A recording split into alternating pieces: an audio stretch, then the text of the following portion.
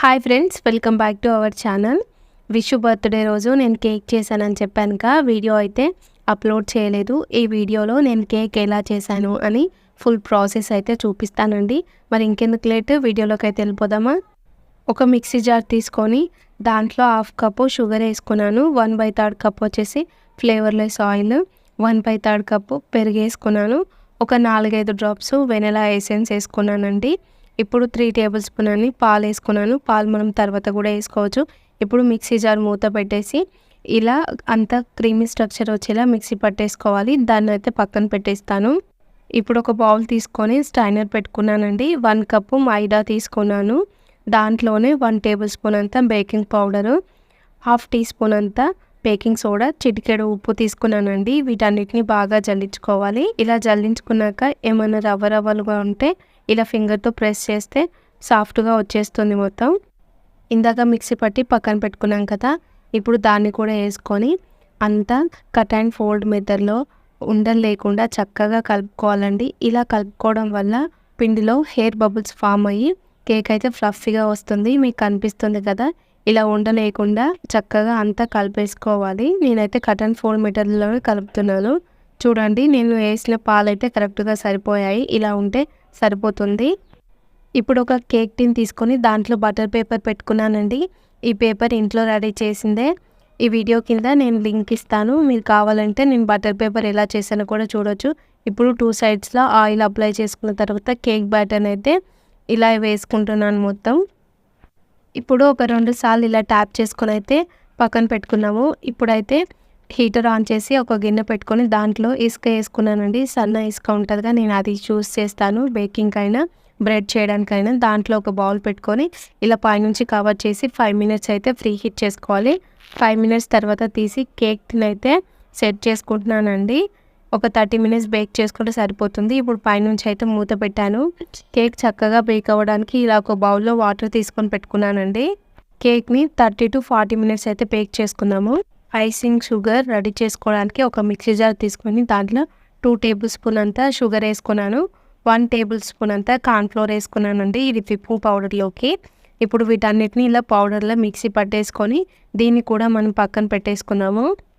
మళ్ళీ ఒక బౌల్ తీసుకొని దాంట్లో 2 టేబుల్ స్పూన్ అయితే షుగర్ వేసుకున్నానండి. షుగర్ సిరప్ రెడీ చేసుకోవడానికి కొన్ని వాటర్ వేసుకొని ఇప్పుడు ఒక 2-3 డ్రాప్స్ అని వెనిలా ఎసెన్స్ వేసుకున్నాను. ఇప్పుడు షుగర్ అంతా కలిసేలా చక్కగా కలుపుకోవాలి. షుగర్ కరిగిపోయింది కదా, ఈ సిరప్ని అయితే ఒక 20 మినిట్స్ పాటు ఫ్రిడ్జ్లో పెట్టుకుందాము. విప్పింగ్ క్రీమ్ రెడీ చేసుకోవడానికి ఒక బౌల్ తీసుకొని దాంట్లో 1 కప్పు విప్పింగ్ క్రీమ్ యాడ్ చేస్తున్నానండి. మనం ఈ క్రీమ్ ఎప్పుడైనా ఫ్రిడ్జ్లోనే స్టోర్ చేసుకోవాలి. ఆ తర్వాత వచ్చేసి 1 కప్పు చిల్లుడు మిల్క్ యాడ్ చేస్తున్నాను. ఈ పాలు కూడా కూల్గా ఉండాలన్నమాట. ఇప్పుడు వీటన్నిటిని ఉండలు లేకుండా చక్కగా కలిపేసుకోవాలి. చూడండి, ఇలా అంతా చక్కగా కలిపేసుకుంటే సరిపోతుంది. ఇప్పుడు మనం దీన్ని ఫ్రిడ్జ్లో సెట్ చేసుకుందామండి. ఒక 15 నిమిషాల పాటు ఫ్రిడ్జ్లో పెట్టి తీసుకుందామండి. ఈలోపు కేక్ కూడా బేక్ అయిపోయినట్టుంది. నేనైతే 35 మినిట్స్ తర్వాత ఓపెన్ చేసి చూస్తున్నాను. పైనుంచి మూత తీసి ఇలా ఒక టూత్ పిక్తో చెక్ చేసుకున్నానండి.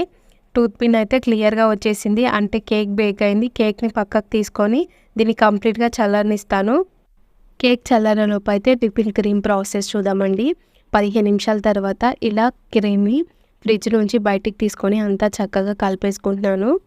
విప్పింగ్ క్రీము బీట్ చేసుకునేటప్పుడు కూల్ ప్యాడ్ కానీ లేకపోతే ఐస్ క్యూబ్స్ కానీ, నేనైతే ఈ ప్లేట్ని ఫ్రిడ్జ్లో పెట్టుకొని తీసుకొని బౌల్ కింద పెట్టి అయితే ఇప్పుడు క్రీమ్ని బీట్ చేసుకుంటున్నానండి. బీటర్ పైన ఇలా 1, 2, 3 నెంబర్స్ కనిపిస్తున్నాయి కదా, క్రీమ్ని మనం 3 మినిట్స్ పాటు బీట్ చేసుకుంటే చక్కగా వచ్చేస్తుంది. ఫస్ట్ 1 దగ్గర నుంచి ఒక 1/2 మినిట్ చేసుకొని తర్వాత 1 మినిట్ 2 దగ్గర అట్లా అయితే పెంచుకుంటూ పోవాలి. ఒకేసారి పెంచుకుంటూ పోవద్దండి. ఇలా క్రీమ్ని మొత్తం చక్కగా అయితే బీట్ చేసుకోవాలి.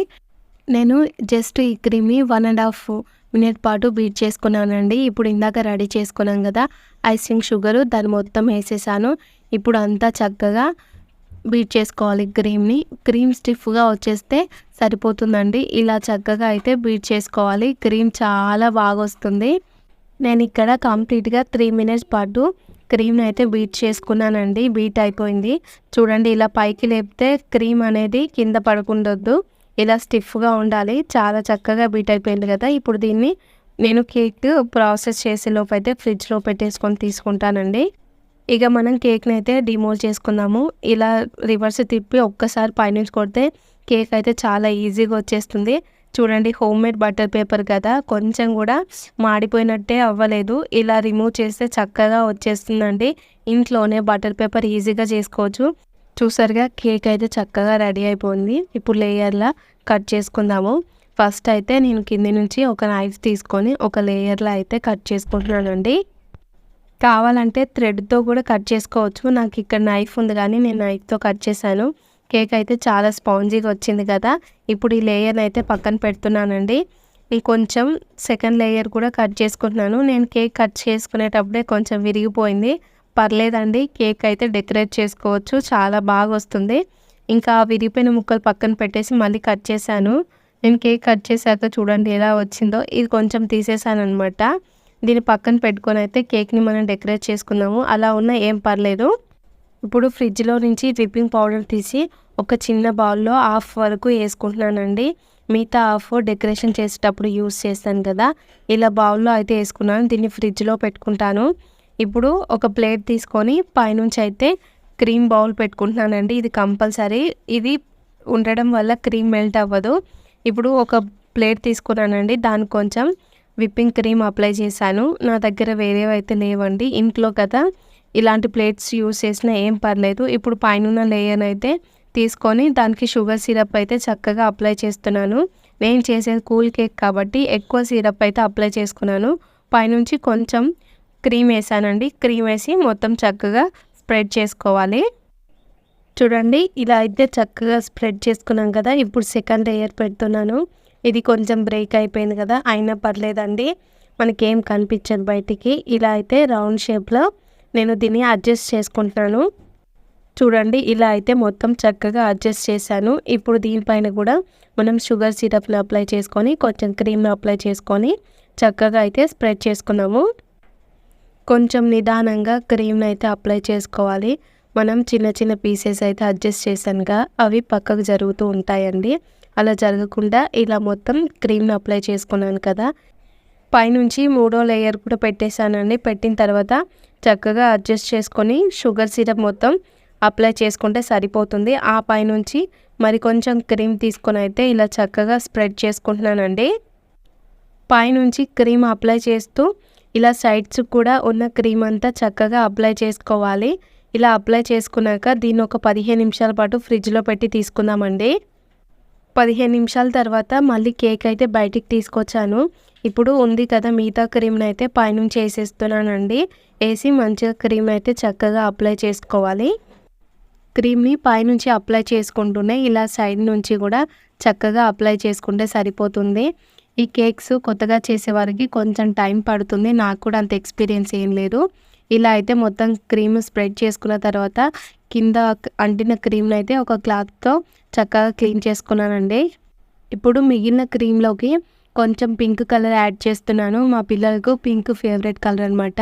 పాప పింక్ కలరే కావాలని అడిగింది. ఇప్పుడు పంపింగ్ బ్యాగ్లోకి క్రీమ్ మొత్తం తీసుకొని ఇలా చిన్నగా డిజైన్ వేస్తున్నానండి. మనకు నచ్చిన నోజిల్స్ తీసుకొని మనకు నచ్చినట్టుగా కేక్ పైన డిజైన్స్ వేసుకోవచ్చు. నేనైతే ఇలా వేసేస్తున్నాను. ఇలా కేక్ మొత్తం అయితే వేసేసుకున్నాను కదా. కొంచెం క్రీమ్ మిగిలింది. అయితే నేను అనుకున్నానుగా కింద కూడా ఇలాగే పెడతామని. కాకపోతే ఆ క్రీమ్ మొత్తం సరిపోయేటట్టు లేదని చెప్పేసి జస్ట్ ఒక బార్డర్ లాగా ఉండాలని మిగిలిన కొంచెం క్రీమ్ అయితే ఇలా స్ప్రెడ్ చేసేసానండి. ఆ తర్వాత కొంచెం వైట్ క్రీమ్ తీసుకొని ఇలా చిన్న చిన్న ఫ్లవర్స్ ఉండేలాగా అయితే పెట్టేశాను. ఇలా పెట్టినాక అనిపించింది కదా, కొంచెం సింపుల్గా అనిపించింది. అయితే నాకు దగ్గర డెకరేట్ చేయడానికి ఏం లేదు కదా, టూటీ ఫ్రూటీ ఉండే అనమాట. వాటిని తీసుకొని ఇలా కేక్ పైనుంచి అయితే వేసేసాను. అవి వేసినాక లుక్ అయితే చాలా బాగా వచ్చింది కదా. ఈ వైట్ ఫ్లవర్స్ మీద అక్కడక్కడ రెడ్ గ్రీన్ అయితే పెట్టేశానండి. చూడండి, పెట్టాక అయితే ఇలా కనిపిస్తుంది కేక్. కావాలంటే హ్యాపీ బర్త్డే అని కూడా రాసుకోవచ్చండి. ఇప్పుడు నేను మా విషు పేరు రాస్తేనేమో కన్నయ్య గొడవ చేస్తాడు, కన్నయ్య పేరు రాస్తే విషు గొడవ చేస్తుంది. అందుకని నేను ఎప్పుడైనా కేక్స్ పైన పేరు రాయను. ఇలా పైనుంచి టూటీ ఫ్రూటీ అయితే పెట్టుకున్నానండి. నా కేక్ రెడీ అయిపోయింది. కేక్ అయితే రెడీ అయిపోయిందండి. ఇలా ఇంట్లోనే ఈజీగా చేసుకోవచ్చు. మరి నేను చేసిన కేక్ ఎలా ఉందో కామెంట్ చేయండి. మన ఛానల్ని సబ్స్క్రైబ్ చేయండి. ఓకేనా ఫ్రెండ్స్, బాయ్ మరి.